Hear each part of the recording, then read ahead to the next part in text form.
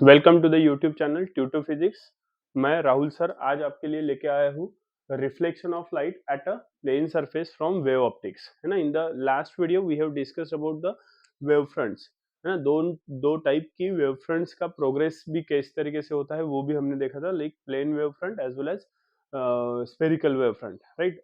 आज हम बात करेंगे reflection of light at a plane surface, है ना। प्लेन सरफेस से लाइट किस तरीके से रिफ्लेक्ट हो सकता है, लेकिन रिफ्लेक्शन इसके पहले भी आप लोगों ने पढ़ा है। ये रिफ्लेक्शन थोड़ा सा अलग टाइप का है, अलग टाइप का इन द सेंस वहां पे आप लोगों ने सिर्फ एक सिंगल रे का रिफ्लेक्शन देखा था। यहाँ पे हम एन नंबर ऑफ रेज जिससे एक वेवफ्रंट तैयार होती है उसके बारे में डिस्कस करने वाले हैं वो, ठीक है। तो यहाँ पे ये इसके लिए हमने एक सरफेस ले लिया है। This is nothing but the reflecting surface, है ना। ऑब्वियसली रिफ्लेक्टिंग सरफेस दूसरे साइड से पॉलिश रहता है लाइक मिरर, है ना। तो let us say this as m and this as n। तो mn क्या है यहाँ पे? mn is nothing but the reflecting surface,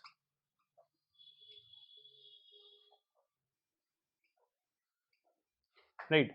ये अब हमें लाइट रेस को n number of light rays को इंसिडेंट कराना है, पर इतने सारे लाइट रेस हम ड्रॉ नहीं कर पाएंगे, मतलब ड्रॉ करेंगे भी बहुत सारे तो हमारी डायग्राम बहुत कॉम्प्लिकेटेड हो जाएगी, समझ में नहीं आएगा प्रॉपरली।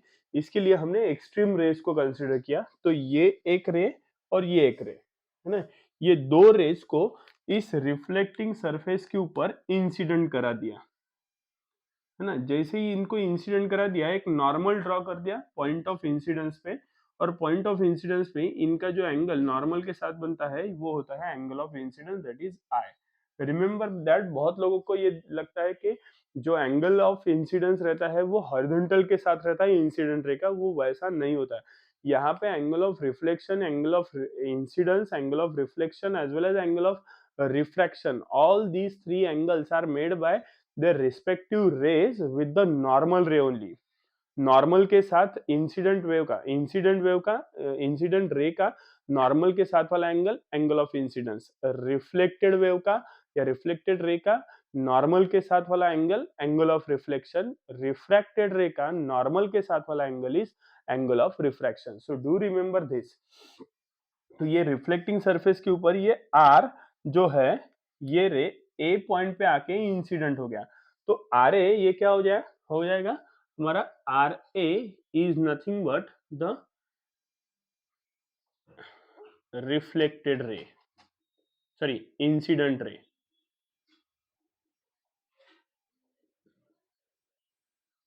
और ये वाला Q ये C पॉइंट पे आके यहाँ पे इंसिडेंट होगा, तो R A and Q C these are nothing but the incident rays of light, ठीक है। लेकिन यहाँ पे ध्यान देंगे अच्छे से, लेटेस्ट कंसिडर ये आर ए रे जो है, ये दोनों जो है वो सेम सोर्स वाले रेज है, सेम सोर्स से बाहर निकले हुए हैं। लेकिन आर ए और क्यू सी इसमें फर्क क्या है कि ये वाला रे पहले सब इंसिडेंट होगा। बहुत सिंपल सा लॉजिक है, यहाँ पे ध्यान देंगे। तो ये दो रेज है, एक ये रे है और एक ये रे है, दोनों रे साइमल्टेनियसली एक साथ निकल रहे हैं और रिफ्लेक्टिंग सरफेस की तरफ जा रहे हैं, है ना, with the same speed of light. पहले कौन पहुंच रहा है रिफ्लेक्टिंग सरफेस के पास? कौन पहुंचा? ये वाला। और उस वक्त ये वाला इंसिडेंट रे अभी भी पहुंचने का है, मतलब ये यहाँ पे कहीं तो भी है ना। तो यहाँ से क्या समझ में आता है कि ये रे, ये इंसिडेंट रे आ रहे जब ए पॉइंट पे मतलब रिफ्लेक्टिंग सरफेस पे पहुंचेगा, उस टाइम पे जो दूसरा वाला रे है हमारा क्यू, ये इधर कहीं तो भी रहेगा, ठीक है, approximately at this point। let us we consider this point as B। so A is the point where time t is equals to, this is at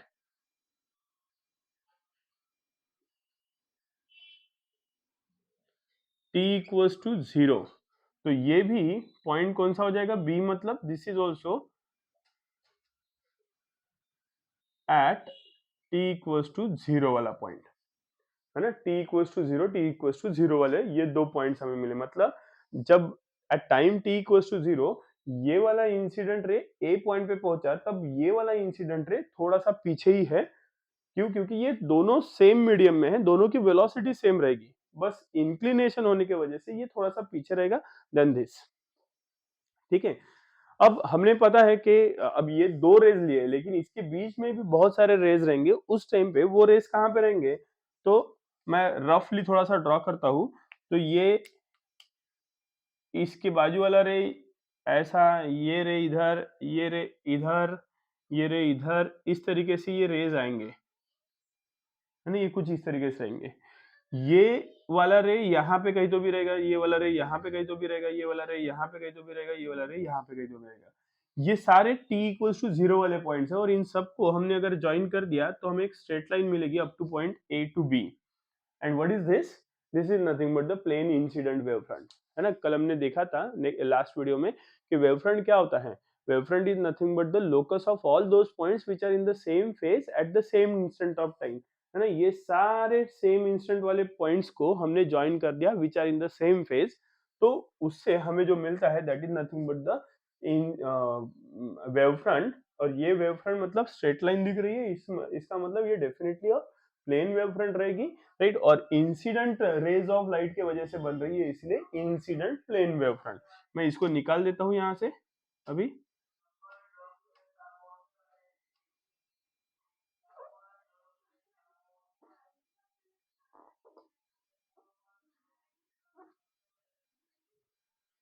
ठीक है, ये हमने यहां से निकाल दिया।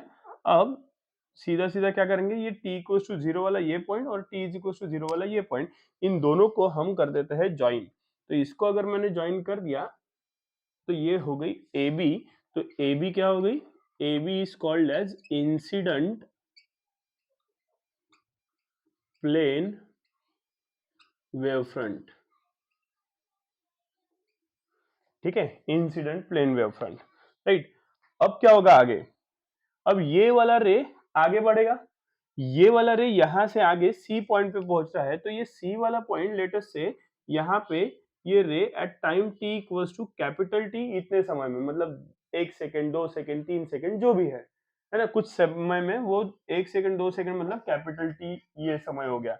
ये यहाँ से B से C अगर ये यहाँ पे T समय में पहुंच रहा है, उस टाइम तक के ये इंसिडेंट रे क्या हो जाएगा? इधर से रिफ्लेक्ट हो जाएगा, वो यहाँ पे रुका नहीं रहेगा, है ना? इंसिडेंट होते बराबर वो रिफ्लेक्शन स्टार्ट करेगा, तो ये वाला रे ऑफ लाइट कुछ इस तरीके से निकल जाएगा।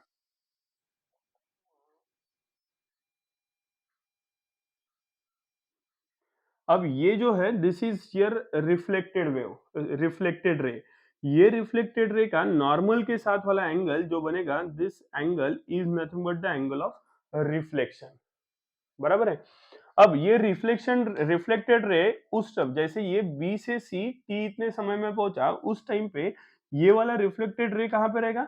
This will be gate reflected and will be somewhere, जितना ये डिस्टेंस इधर कवर करेगा B से C, उतना ही डिस्टेंस ये भी रे यहाँ पे कवर करेगा, and it will be approximately somewhere here. Let us consider this point as E, है ना? तो ये वाला जो पॉइंट है this is at t equals to capital T। जिस तरीके से हमने t इक्वल्स टू 0 और t इक्वल्स टू 0 इन दोनों पॉइंट्स को ज्वाइन करके हमें इंसिडेंट प्लेन वेवफ्रंट मिली है, वैसे ही t equals to capital T और t equals to capital T इन दोनों पॉइंट्स को अगर हमने ज्वाइन कर दिया तो ये जो मिलेगी हमें CE, this is nothing but the reflected plane wavefront. तो CE या EC is reflected plane wavefront. ठीक है, तो CE हो गई reflected plane wave front. Now अब यहां पे यू कैन ऑब्जर्व कि here there is an angle 90 degree, और ये भी यहाँ पे एंगल जो बन रहा है ये भी कौन सा है? 90 डिग्री। ठीक है, रिफ्लेक्टेड रेज लिख लेते हैं, ये वाले रे को भी हम यहाँ पे रिफ्लेक्ट कर देते हैं। तो ये हो गया AE, AE is reflected ray, और इसको CF बोल देते हैं। तो CF and CF, these are nothing but the reflected rays।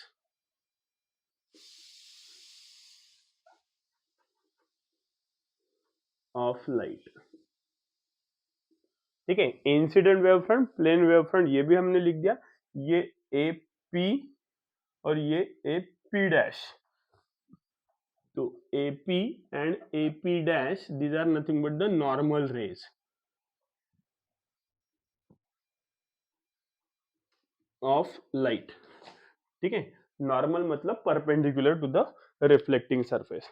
तो ये हमारी डायग्राम बन गई। ठीक है, this is also the reflected ray, same angles रहेंगे ये भी, है ना, एंगल ऑफ इंसिडेंस और एंगल ऑफ रिफ्लेक्शन।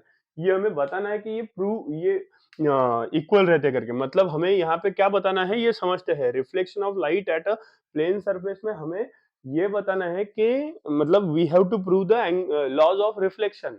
और लॉज ऑफ रिफ्लेक्शन हमें पता है क्या, एक तो angle of incidence is equal to angle of reflection होता है, और दूसरा सारे के सारे rays are in the same plane and in the same medium, ये रहते हैं। तो वो तो दूसरा रे तो डायग्राम से ही समझ में आ जाएगा, लेकिन पहला सॉरी लॉ हमें यहाँ पे प्रूव करना पड़ेगा। अब हम यहाँ पे इस डायग्राम को अच्छे से ऑब्जर्व करते हैं तो दो राइट एंगल्ड ट्रायंगल्स मिलेंगे, एक ए बी सी है और एक ए ई सी है। उनको हम यहाँ पे कंसिडर करेंगे। So now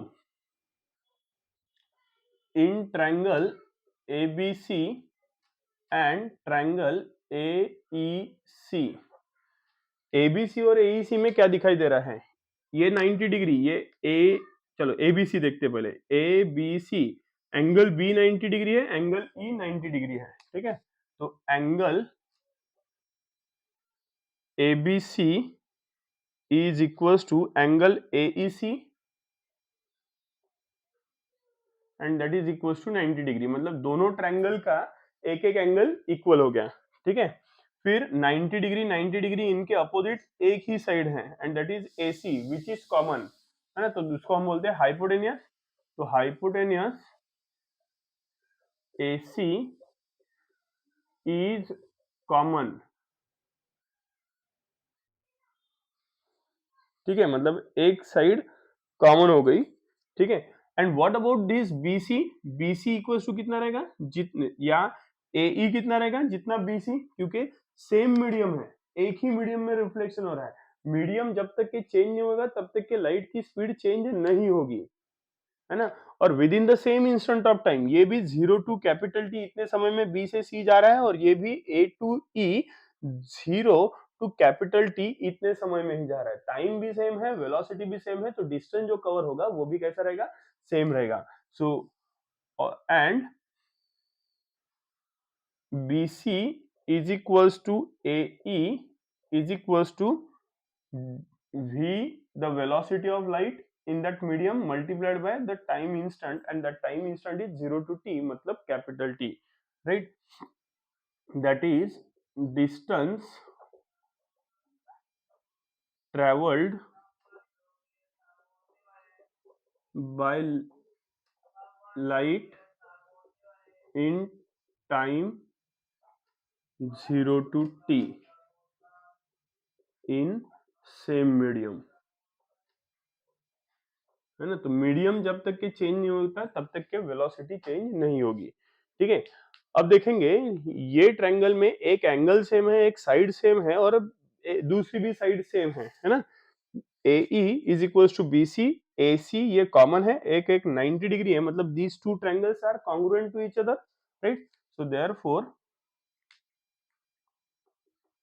triangle ABC and triangle AEC are congruent triangles, that is triangle ABC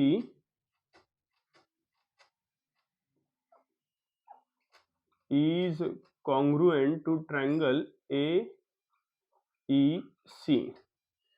ठीक है, ये कॉन्ग्रुएंसी आ गई।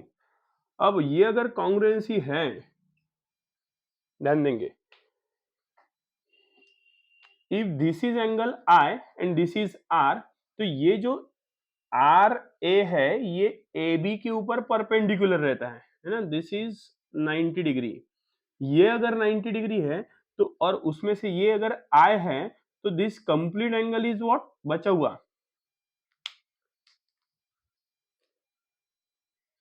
ये एंगल 90 डिग्री है, ये एंगल I है, ये एंगल निकल गया, तो ये कितना बचेगा 90 माइनस I, है ना।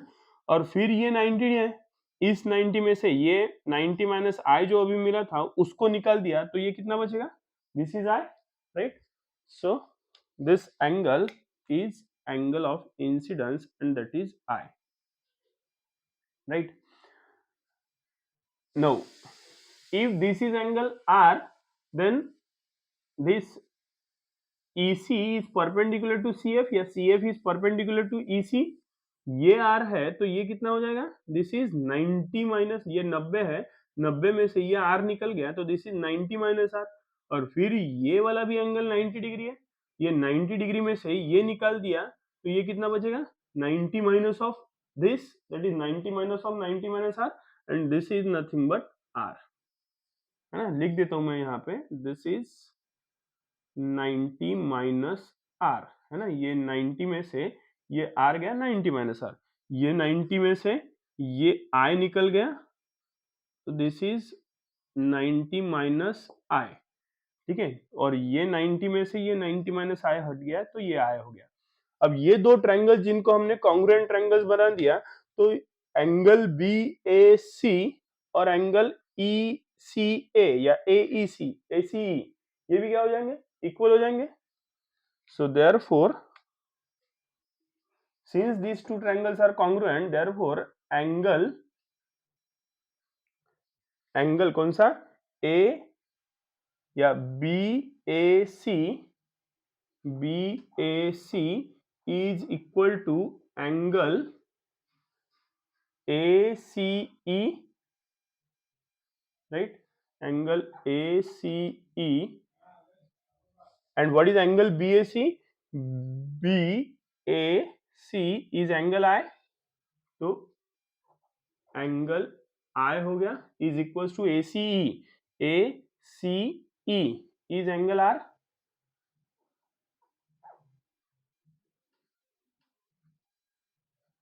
sorry this is R, क्या है, this is nothing but the first law of reflection, right, that is angle of incidence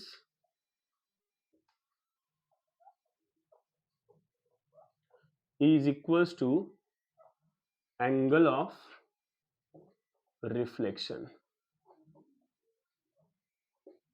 This is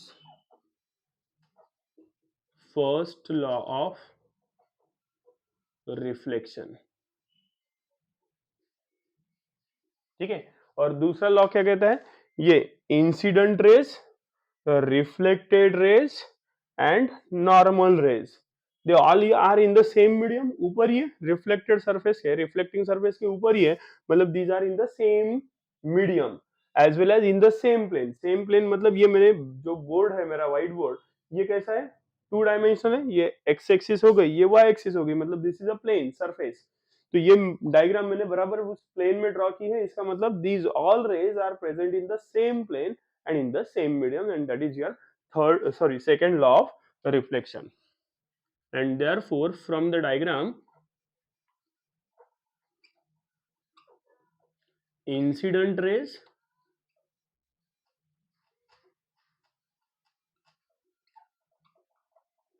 reflected rays and normal rays